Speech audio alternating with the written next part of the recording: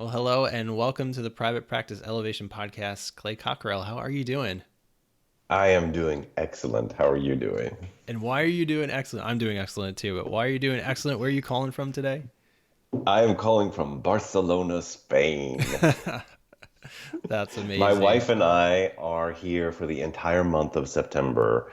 Kind of what we're talking about today is having an online therapy practice. And so I made it a goal to design my life to where I can travel and take my practice with me. So I'm sitting in my Airbnb apartment in near the Gothic area of Barcelona, and I work in the afternoon with clients all over the world, and then I get to go out and experience Spain. Yeah, that's why I'm doing very well. That is beautiful. That is a dream. That is a dream come true, I'm sure. It is. And is this the first time you've done such an extended travel and sort of No, a few years furlough? ago we went to Rome for 6 weeks, and then we spent a month in London, and every February we go down to Florida, like in Miami, just to Yeah. escape the New York winter. And Oh yeah. so, yeah, this is something we do, and I That's love it. awesome. That's beautiful. Very cool. Well, for those who don't know you, tell us who you are and what it is that you do. All right, my name is Clay Cockrell. I'm a licensed clinical social worker, originally from Kentucky, and I am based in New York City. And I have a walk and talk practice. I was the founder of Walk and Talk Therapy, so I walk with my clients in Central Park. But for about 10 years now, I've been doing online therapy. And I think it's been maybe 4 or 5 years now, I started the online counseling directory, and it's based sort of like Psychology Today or goodtherapy.org or Therapy Den now is out there. Yeah. Some of these directories, but it's based only for therapists. It's only for online. So if somebody's looking for an online therapist, you go there. All the filters like Psychology Today are there. And so I've been teaching people how to do online counseling and running the online counseling directory for about 5 years now. That's awesome. Well, I'd love to start with hearing a little bit more of your journey. I love the directory, and I love what you've done with that, and it's such a needed asset because people really are, as we were just talking about before you hit record, like people are more interested in starting an online practice. That's really just it comes up so much with the people that I have consultations with, where people want to take their practice online, they want to travel more, like you're doing. How did you get to that place of being able to do that? I guess I've kind of been an outside the box thinker. And as soon as I discovered that Skype existed, like that I could talk to people on my computer and look at them, I immediately thought I could do counseling that way. Right. It's just something that like, yeah, so that I'm not paying I'm in Manhattan, so it's $2,000 a month for my office, right? Wow. And I'm like, well, I can get rid of that. Yeah. Um, and I wanted to be able to connect with people using technology. So like a bull in a china shop, I kind of just rushed right in. And this is years ago without even thinking, maybe I should ask somebody if this is ethical or not. And it's like, yeah, it's great. What's the big deal? So, I'm doing everything you're not supposed to do. And I think most people know the basics that you can only see clients that you're licensed in their state. I didn't Yeah. do that. I'm talking with people in New Mexico and California and all this. I didn't care. And that you're only supposed to use HIPAA compliant platforms. And I was using Skype and FaceTime and Google Hangouts and, because I'm like, these work. And then by doing all these things wrong, I eventually learned they're wrong. And well, the thing is though, people started saying, I want to do that too. And so I created this podcast of, how to do online counseling and started asking these questions. And really prominent people like Roy Huggins and, Reinhardt and all these other incredibly smart people. And they were going, dude, you're doing this really wrong. Oops. So I was learning along with my audience of how to do it well. Yeah. And so there was a whole authenticity. I'm learning with you guys, and so yeah, that's my journey. And so Yeah. now I'm doing it, hopefully, hopefully Hopefully more legally and legit. ethically, right? And when was that? What year was that when you started making that switch to online? Probably 2010, Okay. maybe 2009, 2010. I mean, it was relatively early, and doing couples counseling. Yeah. And so I had a site, maritalcounseling.com, that I was working with a lot of like couples that were not living together anymore. And so we could do a three-way call. And so, yeah, that's about the time I started. Okay, cool. And just before we get into a little bit more of like the marketing aspect of an online practice, can you explain just a little bit more about those things that you need to think about before jumping into that? Like what are some of the biggest mistakes just quickly, what are some of the biggest mistakes other than the HIPAA compliant technology stuff like that that you could encourage people with? Uh, okay, there's some basics. One is that you need to approach this as professionally as possible, in that you want to be careful of your background. In that, if there is a light source coming behind you, you're just going to be a dark shadow. So there Mm-hmm. has to be some kind of light on your face. You need to have a good internet connection, which I think most places do have broadband now. I found that by using these little earbuds with the microphone that comes with any iPhone or whatever, that helps with the connection because the microphone is right next to my face. Mm-hmm. I think that using a built-in camera on your laptop or computer can be very helpful because eye contact is very important when you're doing therapy. Yeah. And sometimes people are, looking down at their screen without realizing I'm not Yeah. making contact with my That client. just reminded me to adjust my Skype screen right now up a little higher so I'm looking you Yeah, more in the right? eye. Yes. So it's, kind of putting it backwards, but there have been times where I have Skyped with a potential therapist that wanted to work with me and learn, and in their background were dirty dishes. They were in their kitchen, Mm, or an unmade bed. They were in their yeah. bedroom, and I'm going, come on now, let's kind of up our game. Just because you may be wearing pajamas from the waist down, I don't need to know that. And it Yeah. engenders a sense of confidence from your client when you were approaching this with confidence. So there's some tech things to be considered as far as lighting source and camera and sound and internet connection. Easily learned, Yeah. easily learned. The big stuff is, work with people that you're allowed to work with by license and state law, which, by the way, is really exciting. It could be changing soon, Really? which is kind of fun. Yeah. And use a platform that is compliant with HIPAA, and that's easy to do. There's Zoom that costs a little bit of money, but there's Doxy.me. There's all sorts of different platforms out there that are really affordable. So those are the kind of basics. Yeah, that's great. Thank you. Thank you for sharing that. Yeah, it sounds like you really just want to apply anything that you would do in your normal physical space as far as the HIPAA compliance and you wouldn't walk into a session in your pajamas with someone. So maybe don't Right. do that when you're online. I guess if they can't see your pants, that's true, but Yeah. be professional, people. Be professional.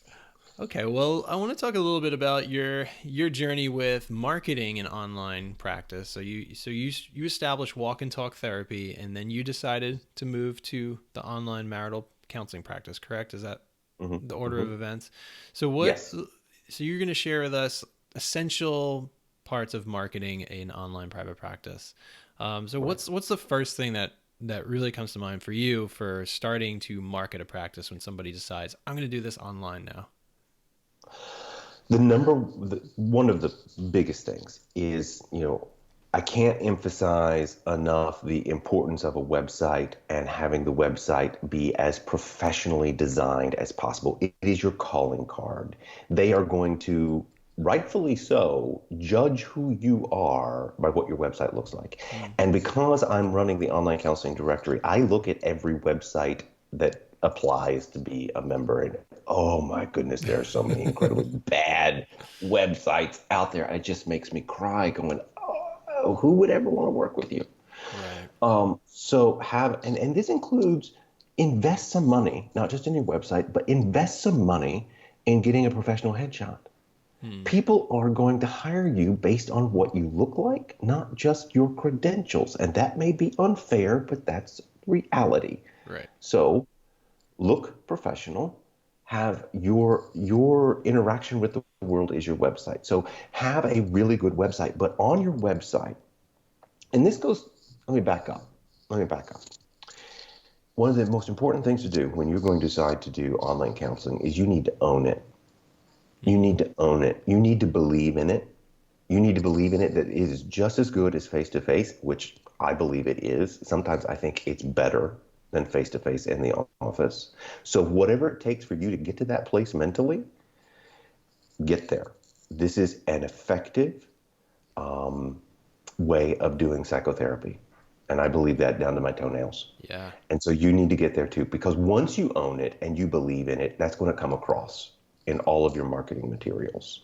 So you own it, you normalize it, because I say in 5 years, we're not going to call it online counseling anymore. We're just going to call it counseling. This is what it is. Right. Our industry is changing so fast and so profoundly that this is just what therapy is going to be considered. This is how it's going to be done. Yeah. So once you have normalized it and you owned it, put it on that website prominently. Put it first page. I do face to face in office and online counseling for your convenience. Put it right there. And somewhere on your website needs to be a video, because that video is going to show them, hey, this is what it's like. This is what it looks like. I'm on a little screen. I'm talking to you. This is what my office looks like. This is what the sound is like. This is my, my thoughts and opinions on this. So ease your client into what this is. Let them understand what it's going to look like, what it's going to feel like. Put it prominently on your website and have a video explaining it on your website. I love that. That's that part, owning it. Yeah. I love that. That makes a lot of sense because I work with a lot of clients who, as I'm working with them and I'm working with their content and stuff that that they've written, it's kind of like buried. All of a sudden, I'll come across it as I'm developing their website, coming up with their content plan. It's like, oh, and I do online counseling. I'm like, oh, you do?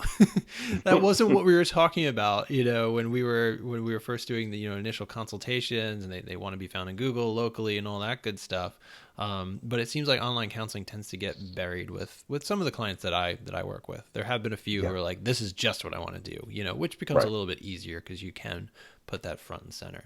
But that right. makes total sense, owning it, and obviously you're preaching to the choir about professional website and a Yeah, headshot. I had the same experience a couple of years ago when I was looking for my own therapist, and it sounds a little shallow, but when I went to people's websites as a web designer, I was like, this doesn't look professional. Like, what's it going to be like working with this person? Or their headshot was like yeah. an iPhone shot with like cropped with someone next to their face, and I'm like, I know. no. It's like it's a very on a subconscious level. I'm thinking they're not professional. They don't take this Right, seriously, right. and it sounds harsh, but that is the way it is. So yes, Yeah. amen. Preaching to the choir on that one. Absolutely.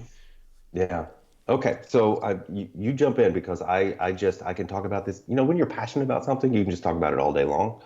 So interrupt me, Yeah, well, stop me. I have some questions on the website, so if we can just stay there for a little bit. Okay. Sure. And Sure. so, because you're only able to see people, in the state that you're licensed on, do you run into any issues with like search engine optimization? Is there things that you've learned that help with that, or do people really just do they still want to focus locally? Like having the keywords for their local um, area, their town, or is it more like focusing on a state or a region? Hmm. Does that make sense? Yeah. You certainly, and more people are getting licensed in multiple states. Doing some reciprocity. There are some states out there that's easy to do some reciprocity. Um, so yeah, you want your keywords to highlight that you're available for counseling, like New Jersey, New York, and Connecticut, so that you'll have those words and those words of those towns like Newark and Hoboken and Manhattan and Albany, and so that you're targeting some larger metropolitan areas of those states that you're licensed in. But yeah, it's trying to focus on your state, but again, I said things are changing pretty quickly. So I think that they're um, hopefully in the next few years, we're not going to be limited by state licensure. Hmm. I mean, I always say my driver's license from New Jersey allows me to drive anywhere I want in the United States. True. My license should allow me to do therapy. So, yeah, I think that eventually you're going to want to change that up. But one of my other tips that I wrote down here is don't ignore international. So that has to play into it as well because people outside the United States, there are expats, and I'll define that term. An expat is an American citizen who is living in another country because of maybe their job or their whatever. Like there are people who are stationed in France or Saudi Arabia or whatever, and they're looking for an American English speaking psychotherapist, and they're going to be looking for you. So, Right. and then there are people in the UK and Australia, and if you speak Spanish, there are people here in Spain who are looking for a psychotherapist, and you're able to see them internationally. Because the United States and Canada are really the only two countries that limit your ability to do psychotherapy to only within citizens of that state or country. So that's a lot of people looking for you, and you want to target them with search engine optimization and with your keywords. But if you feel uncomfortable and you don't want to deal with the time zones, which can be complicating, Right. and you only, let's say you're licensed in Georgia, you live in Georgia, and then the word Georgia and Georgia counseling, Georgia therapy needs to be on your website. I don't, does that answer your question? Yeah, absolutely. I think I just have a follow-up question with expats. Are they still limited by like their state of residence initially, or is someone who's licensed in Georgia able to provide therapy for any expat living anywhere? Yeah, once you're outside of your state, let's say New Mexico, then New Mexico's laws and regulations don't necessarily apply to you while you're living in London. So yeah, you can be in London or Paris or wherever, and you can work with that expat citizen.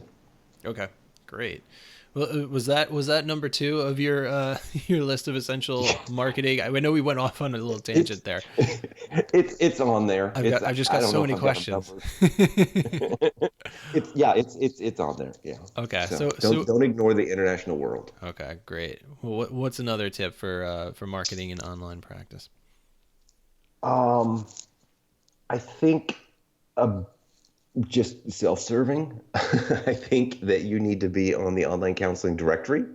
We have anywhere from 200 to 800 people coming to the directory every day Wow, that's to great. look for a therapist.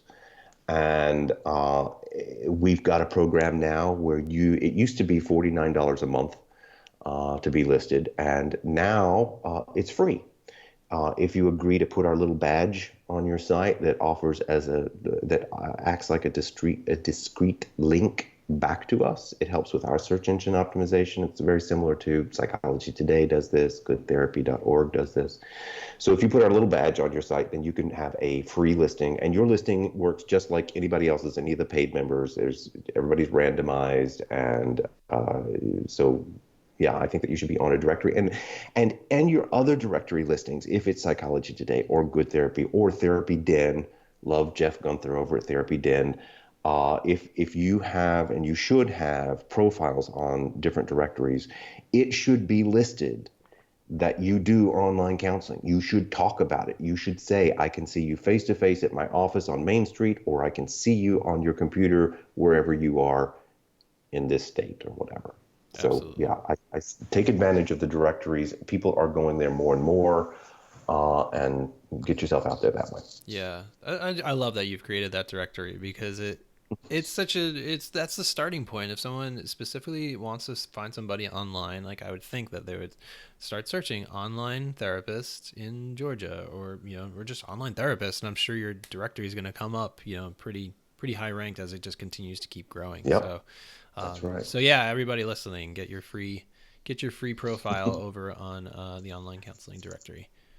All Yeah. right, bro. What's next? Um, okay, so this is my number one tip for growing your practice online. I saved it for last. Great. And here's the thing. This is what an example of you growing an online practice is the same as growing a brick and mortar, face-to-face, office-based practice. The principles remain the same. Um, I built my entire practice from BNI. BNI stands for Business Networking International. Business Networking International. They are a group of professionals that meet. It's kind of like a chamber of commerce, but on steroids. They meet once a week, usually in the morning for breakfast, and there's one person per profession. So there's chapters all over the world. And in Manhattan, I think there's like 75 different chapters. And you have to apply to get in. You have to be at a certain level of professionalism and in your career to be accepted. But in BNI, there's one person per profession. So in our group, we had a realtor, we had an accountant, we had a mover, we had a dentist, we had a psychotherapist, we had a chiropractor. And the whole point of this is to refer to one another. They are a referral networking engine. So example, let's say that one of my clients was going through a divorce, right? Well, I had a divorce attorney I knew, a mover, a realtor that would help him find a new apartment, a home decorator that would help him decorate that. I had this whole network of people that I trusted because Yeah. I've gotten to be friends with them, and I could refer. And then all these other people, as somebody was talking to the dentist and talking about how, they've really been suffering from anxiety or whatever, she's like, hey, I got a psychotherapist you need to go see. Yep. So, as that grew my brick and mortar, but it also grew my online practice because a lot of these people had relatives upstate New York that they would never have thought about referring to a therapist, but like, hey, you do online counseling? Great. You could see my friend in Albany, that type of thing. So I could talk about BNI all day long, but a couple of tips to think about when you're looking to join is to go, if your town has multiple chapters, go visit them and test them out, try them out. You want to find a chapter that has about 20 people or more in it, Mm-hmm. because if you get too few, it doesn't work so well. Right. Um, but surrounding yourself with other small business owners just ups your game, kind of Right. gets you that business hat on. Once a week, I had breakfast with other small business owners, and it just made me feel more professional. Um, there is a difference, and you need to talk to your BNI chapter president and educate them that because of confidentiality and because of um, the particulars of our industry as therapists, we can't really tell people when we're making that referral of, Right. hey, I got a guy that I see, he's a client of mine, he needs somebody to help him move, so here's his name. No, we can't do that. Right. So you can say, I'm going to give you referrals, or I'm going to tell people about your business, but I'm not something unique about what I do. I can't really tell you any more than that. Right. And once they realize that, then everybody's like, oh, okay, I get it. Yeah. All right. So what's your question, Daniel? I'm just thinking that's really good. I love that because that's a little bit outside the box, a little bit not just hey, you need to start blogging on your website, but like that's going to raise your game. That's going to raise your your business acumen, all that. I love the idea of like mastermind groups and like just really feeding off Hmm. other people. Is that kind of what it is? It's just kind of like a more structured, larger mastermind group. Like, do you learn from Absolutely. these colleagues about Abs- business? This is what a typical BNI meeting goes. It's like you have a little coffee, you stand around getting to know each other, and it's the same people, right? Every week. How was your week? Blah, blah, blah. You sit down, and everybody goes around the table and gives their 30-second pitch. Hi, my name's Clay Cockrell. I'm a psychotherapist based in New York. If you know somebody who's suffering from anxiety or depression and you feel like that they might be helped by some counseling, That's what I do. So think about me, Clay Cockrell, walk and talk therapy, taking therapy off the couch. Everybody has a little tagline. So that was how and then the next person does, their spiel on accounting. So you get practicing that elevator pitch, Mm, right? And then one person will stand up and kind of give a 10-minute presentation. And so that rotates around the table once a week. You get assigned to do the 10-minute presentation on something about business, on your story. And so you're learning a little bit more about them. But yeah, it's a mastermind group in that we're all making recommendations and talking. And then it's even better in between the breakfasts that you go out to dinner with somebody, you get to know them, you are cultivating that relationship. But you're right, it just ups your game and makes you, it's too many times I think that we in our industry we surround ourselves with people in our industry. So we know a bunch right. of other therapists, but we don't know a bunch of other people who are growing businesses. And we have to begin thinking of this as a business. So associating with other people who are business minded, it ups our game. Yeah. Absolutely. It's beautiful. I love that. I'm going to check that out for myself, actually. Oh yeah. Oh yeah.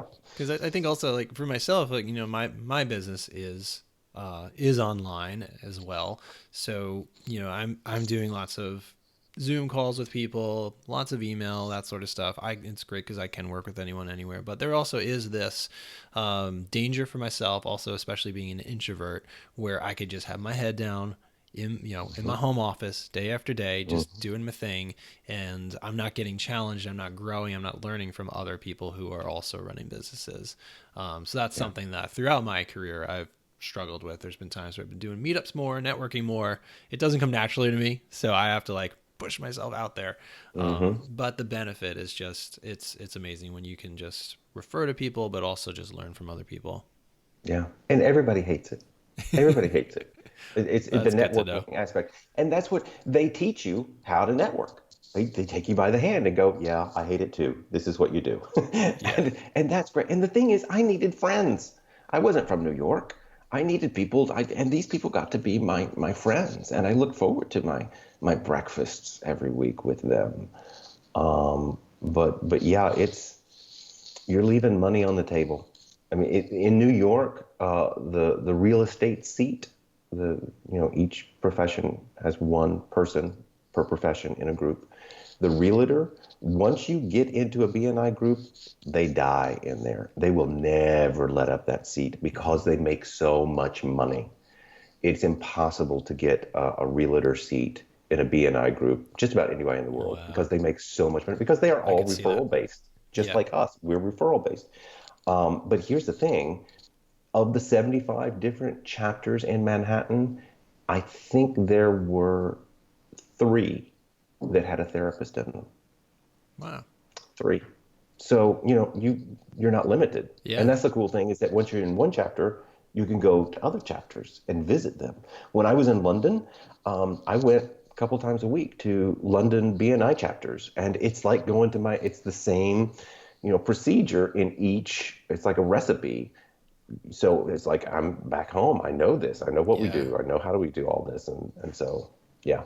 Beautiful. Well, There's- thank you for that golden nugget and saving the best one for last. We chatted about that for a while because that's awesome. I'm going to check that out. All right. Well, yeah. as we're wrapping up, is there any other advice you want to give to people who are trying to build an online practice? Yeah, I think that you want to focus. I think too many people bounce around with I'm going to do a little Facebook, I'm going to do a little Pinterest, I'm going to do a little Instagram. Focus on one thing and get good at that, whether it's Facebook ads or, starting a Facebook group before, jumping into then Twitter or something. If you're a social media person, that's just an example. Right. I think it's important to have a niche so that you are finding out where your clients are online. Maybe it's a Facebook support group, maybe it's something else. If you're dealing with menopausal women going through depression, well, where are those people when they're online? You should be there too. Right. So find out where your people are, know your people, find out where your people are, and go there. Yeah. Great. So, yeah. Awesome. Well, what's next for Clay Cockrell besides I hanging out in just, Barcelona? yeah. Next, I think it's next week. I'm going to launch my new podcast that I'm super excited about, and it's called Finding Therapy. I don't know if you know other people have this, but let's say a family member comes to me or a friend and says, "Look, I'm thinking about going to therapy." Well, because of the dual relationship thing, obviously they can't go to therapy with me. And they say, can you help me find a therapist? So I go through all sorts of hoops on how to find of finding the right therapist. I'm looking at website design. I'm looking at training and education, and when was their latest conference that they went to, and are they specifically addressed to train with this one issue, and looking at gender and my friend or my family member, are they going to jive best with a female or a male? And it's hard. It is hard to find a therapist. I've been doing this 20 plus years as a therapist, right? I know what I'm looking for. I am in the industry, and it's still hard for me. Right. So I created this podcast to teach other people to go through the step-by-step guide of how to find the right therapist for you, to understand that you are shopping, that you are that it is important for you to advocate for your own mental health. And then after I go through that step, then I've gone through the process of interviewing experts. Like I've interviewed someone on how to find therapy for an adolescent. And so I talked to somebody that is an expert on that. How to find therapy if you're dealing with anger issues. And I dealt with this guy that runs an anger center in Long Island. And so I'm going through with specific issues and talking to the experts of, okay, if somebody went to you and they're going through a divorce and they are a high conflict divorce, you can't see them. How would you help them find a therapist? And then I listen to their step-by-step guide on what they're looking for. I interviewed somebody last week that is a Christian sex therapist. Go figure, That's a right? Of niche. course, that's needed. Yeah, of course it's needed. Yeah. So he's like, there. You look for this qualification. You go to this website because that's where everybody is. Things I didn't know. Right. So it's called Finding Therapy, and I'm really hoping that it's going to help people access mental health care Yeah. in an informed consumer way. I love that. It's such a specific need that's going to help so many people, therapists, and also people who are searching for their own therapists. That's awesome. Yeah, Well, thank you. I hope that goes well with the launch, and we'll definitely put the link on the website in the show notes for this episode. One last thing I always like to ask my guests is, what is one book that you've read recently that has impacted you? Um, it's not a therapy book, but That's fine. it's it's it's called Shadows of the Wind, and it's based in Barcelona, and that's the reason my wife and I are reading it together, and it's like Spain, Barcelona, 1930s, 1940s, and it's just fascinating. Yeah, and it's really, really impacted me as I'm experiencing this city and the culture and the history of it, and yeah, love it. Great. Awesome.